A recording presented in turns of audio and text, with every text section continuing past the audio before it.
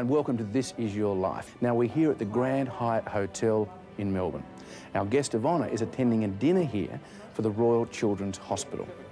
He and his wife are literally metres from here, being interviewed on stage in front of 400 guests. When that's finished, he thinks he's flying straight to Sydney in his private jet. But what he doesn't know is that the evening will only just be starting. So let's go and surprise him. It's patently obvious that Greg Norman is not just the world's #1 golf.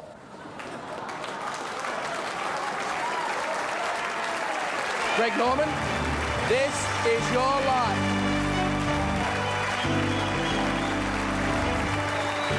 Congratulations, mate. How are you?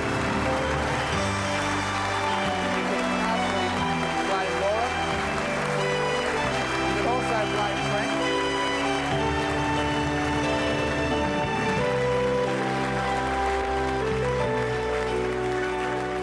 We know that you've always been fiercely proud to be Australian. I know everyone here would agree. Well, tonight, we want to show you just how fiercely proud that we are of you.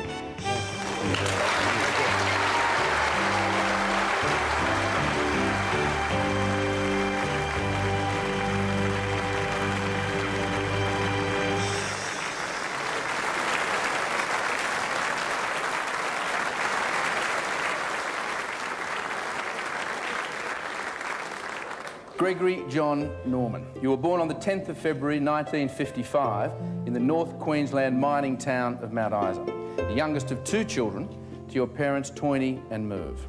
Your father is an electrical engineer and your mother, when not looking after the family, is an avid golfer. She loves the game and continues to play right up until she is 7 months pregnant with you.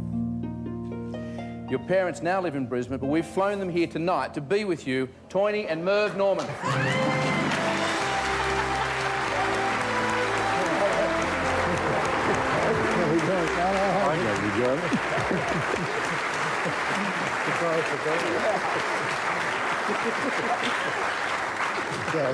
Toyne, was Greg always a golf fanatic? No, he wasn't. He preferred to play other sports, but one day he decided to come and caddy for me when he had nothing else to do. That was a thrill. I was definitely bored that day, right? But he decided he'd try and go out and play with my golf sticks, so he was hooked after that. And then I ended up caddying for him.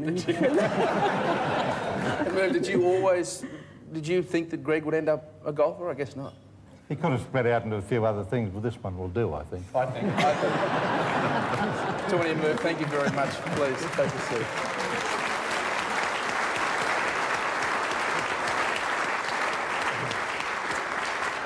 Greg, one of your greatest fans who's followed your career every step of the way, unfortunately can't be here tonight. It's your 85-year-old grandma, and she sends you this message. Hello, Greg. Congratulations on your success in life. You have come a long way since I babysat and nursed you. I'm very proud of you. Enjoy your night.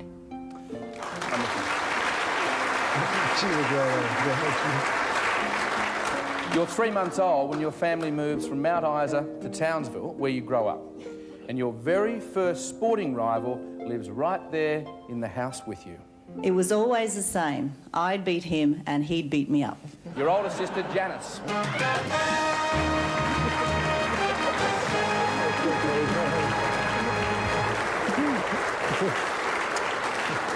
Was there that much competition between you two? Absolutely, yes. I used to have bruises up my arm. He was a ratbag. And you also did a bit of sailing together, I believe. Actually, yes. Dad made us a little boat. And because I was the older, I was the skipper.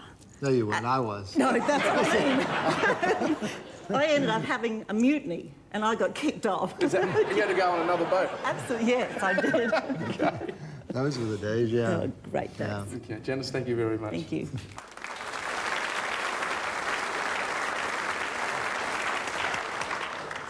Greg, your parents buy a holiday house on nearby Magnetic Island. Every minute of your spare time is spent camping, skin diving, or fishing, as you can see, which is still one of your greatest passions today. Now, even though there's a 9-hole golf course on the island, you rarely play. Like any young boy, you're far too busy being mischievous. Remember the time we tried to trip the Dunnicart man? It's your friend from the island whom you haven't seen for 18 years, David Hay.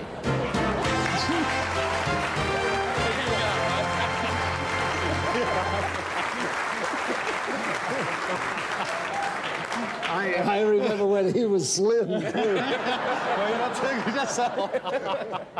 Now, you two were real terrors on the island, weren't you? Oh, we got it He some was. story. Oh, come on, you were. Yeah, there was one time, Mike, that we were out set to trip this guy who used to come into the outside toilet. And we sat up all morning waiting and waiting for this guy. We had the wrong night. And it just went out the scene, yeah.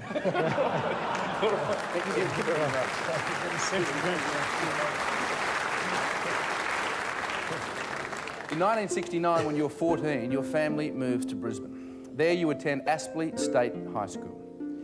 Your parents join the local golf club, and it's only now you start to develop a taste for the game. A year later, as a 15-year-old, your parents buy you your first set of golf clubs, and you're hooked. His appetite for golf was matched only by his appetite for Weet-Bix. It's your old school friend from Aspley, Greg Lyons.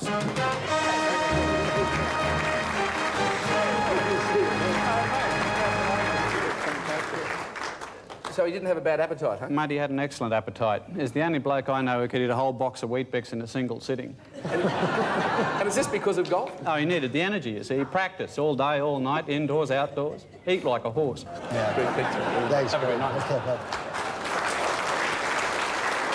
Greg is one of the greatest pro golfers in the world today, but he had a head start. His mother carried him from green to green 7 months before he was born. Greg played in our Desert Classic in 1986, but he hadn't been back since. Was it something I said, Greg? But you did win some prize money, $1,369.72, to be exact. But that was the start. You went on to win 9 tournaments that year. Congratulations, Greg. Hello, Greg. Has the night been embarrassing enough for you yet? Because it's about to get worse. I'd like to say, on my own behalf and also on behalf of a great many Australians, how proud we are of you being an Australian, what you've achieved, and how you've managed to do it with such dignity and such charm, which reflects great credit on you and on the country. Have a good night. Well, while the other kids at school are studying Shakespeare, you are reading books by your hero, Jack Nicklaus, the Golden Bear. Then at 16, you win your first trophy. By the time you leave school at 17, your handicap is scratch. An astonishing feat for a schoolboy who's only been playing for 2 years. It's now you start to consider golf as a profession. So for the grand sum of $38 a week, you start as a trainee professional at the Royal Queensland Golf Club. A lot of the members were complaining we had wild pigs on the course. It's the only person you still call coach, Charlie Irvin.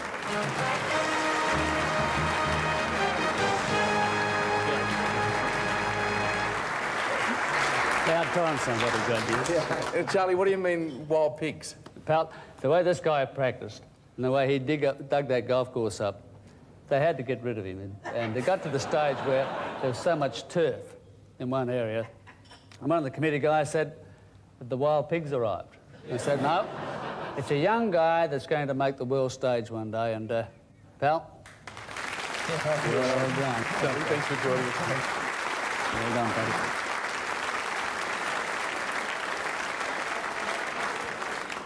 Greg, 1976 is a big year. Having only a handful of amateur titles under your belt, you're allowed to play on the Australian pro circuit on a trial basis.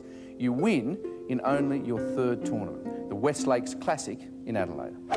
Now you're sure you can make it as a pro golfer. So sure, you tell your mum you'll be a millionaire before you're 30. As it turns out, you missed that prophecy by only 1 year. But while golfing might come easy to you, socialising does not. You're extremely shy. So you decide, if you are to be the best, you're going to have to come out of your shell. How difficult was that? Well, it was very difficult, Mike, because I remember winning the West Lakes Classic, and I was standing in the corner of the room in the clubhouse, and all of a sudden I'm thinking, you just won this golf tournament. If you're going to be as good as what you think you can be and what you want to be, you've got to get out there and mingle. And part of life and golf that I didn't understand at that time was the other side, communicating with people. And that very time, I remember standing in the back left-hand corner of the room with my big white belt on and my green shirt and my white pants, all my own, yeah.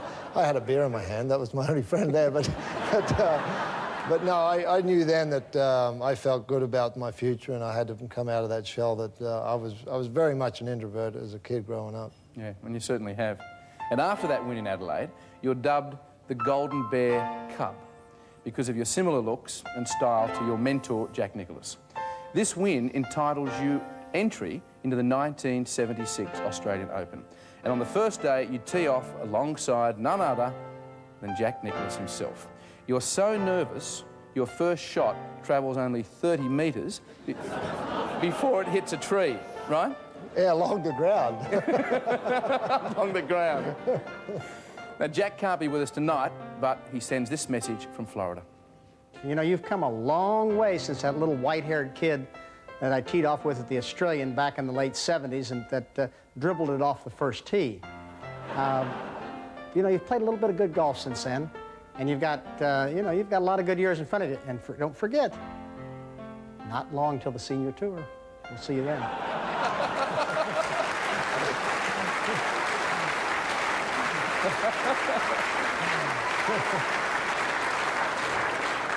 He would have to add that. Yeah, he would, wouldn't he? Greg, at 24, you play your first US Open.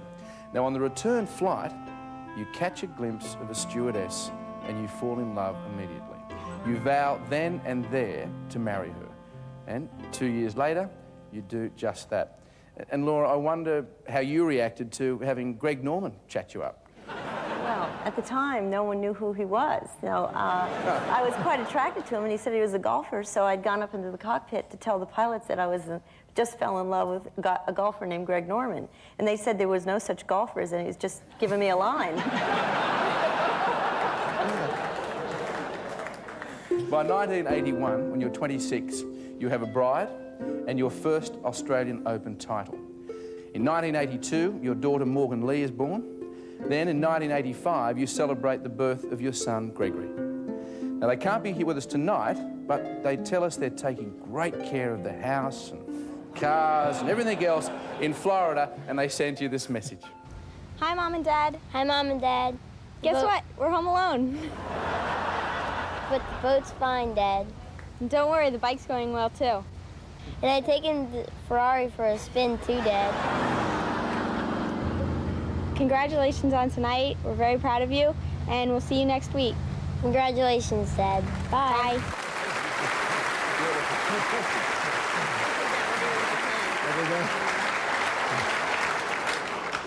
You're 31 when in 1986 you launch an assault on the world golf circuit. That year, even today, is still called the Year of the Shark.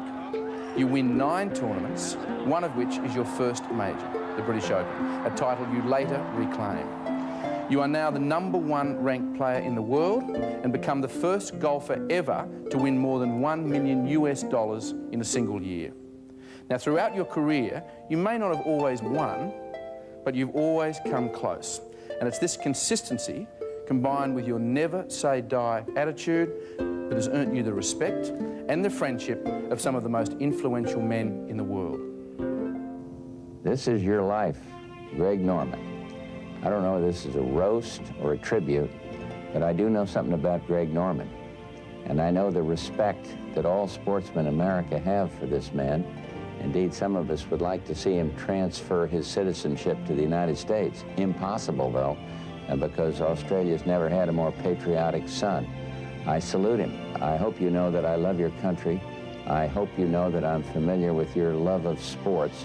And I hope you know that I have great respect and admiration for the Shark, one of a kind, a great leader in golf, and a warm human being whom Barbara and I are proud to consider friend. You've got a wonderful life, Greg. Keep it up.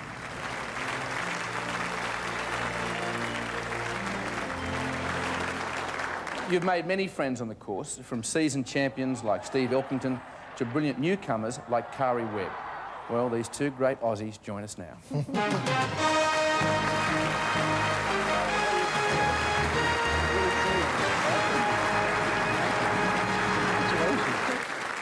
Steve, apart from spending a fair bit of time on the golf course, you guys have done a bit of fishing too, haven't you?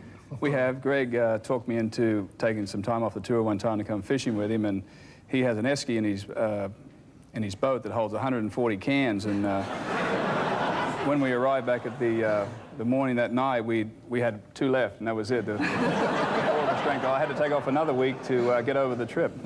You couldn't play golf for a week? No, I had to take another week off to get over his trip. I'd just like to congratulate Greg on everything he's done. I know he has supported me this year, and I'm just very honoured to know Greg and to be here tonight.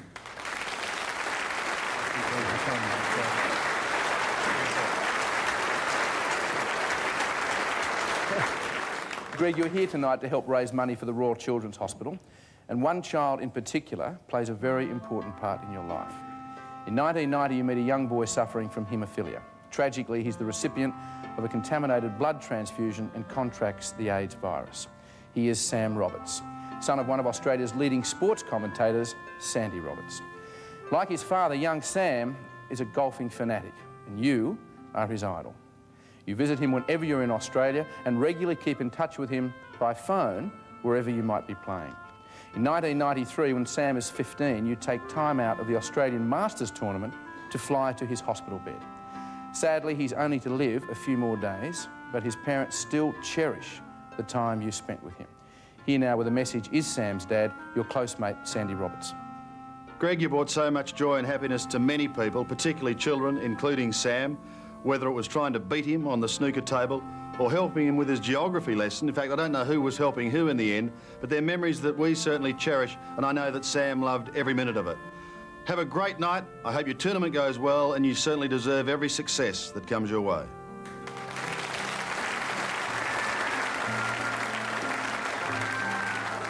On the day that Sam did die, you actually wore his name in your hat, did you not? That's correct. I had a black hat on, and I put Sam in silver. Greg, you've always been a loyal friend, and here are some of the world's top golfers who wholeheartedly agree. Well, Greg Norman, this is your life, and I'm sure that this is probably a big surprise to you, but all the things that you have done in your life, and of course the things that you're going to do, will be reflected, I'm sure, here tonight in this kind of homecoming, welcoming for you in Australia. Greg, I can't believe I was able to keep this a secret from you last week while we played together in the Shark Shootout. But I'd like all the folks down under there to know what a great ambassador you are for your country and the game of golf worldwide. Keep up the good work. Our friendship has just been something that I've valued for an awful long time. I think the fact that we can be so competitive on the golf course and then walk off the golf course or go fishing and whatever it might be and spend time with our families, and we leave that all on the golf course, that's something that's really important to me, and I think it's unique in our friendship. Greg, your place in golfing history is well and truly assured. But you've often said if you had a second choice in life, you'd be a racing car driver. Well, here's a message from another world champion, from England, your blood brother, Nigel Mansell. We send all our love to you. Many, many congratulations for being the star you are and a great friend. All the best, Greg.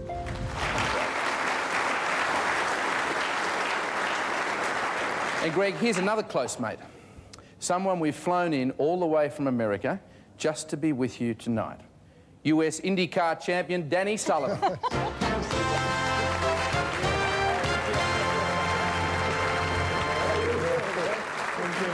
You look like a priest. All right. I won't say one. Now, Danny, Greg doesn't only like to win on the golf course. Is that true? No, he's a pretty good sport, but the one thing that riles him more than anything is to lose.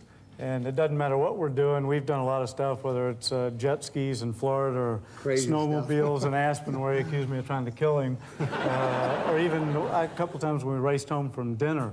And it was like the Indy 500, but the one thing about him, he can't stand to lose. And you beat him racing home? I beat him a few times. He's beat me every time. And, I'll never forget that snowmobile trip. And I've never been on a snowmobile in my life, you know. And Danny's got these two souped-up snowmobiles that do about 120, something like that. Anyway, he says, "Follow me," right? I'll never be on a snowmobile in my life. Follow me in a blizzard, right? And here you go, in and out these trees, and I get wiped out, and the snowmobile gets buried there, and I think, oh my God, he's never going to find me again. It took us about 2 hours or an hour to dig this snowmobile out of the snow.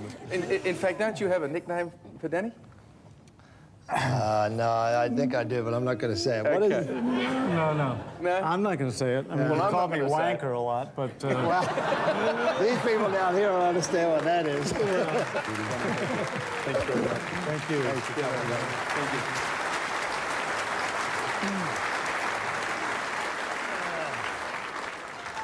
you. Greg Norman, you've come a long way since those days on the magnetic island golf course. But while the fairways and the size of your galleries may have changed, your country charm and your sincerity have not. You're undoubtedly Australia's most successful international sportsman ever. A true champion in every sense of the word.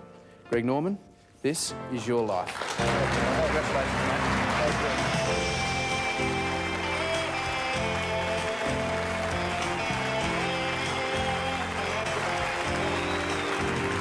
When in Sydney, our guests choose to stay at the Sheraton on the Park, and in Melbourne at the Grand Hyatt.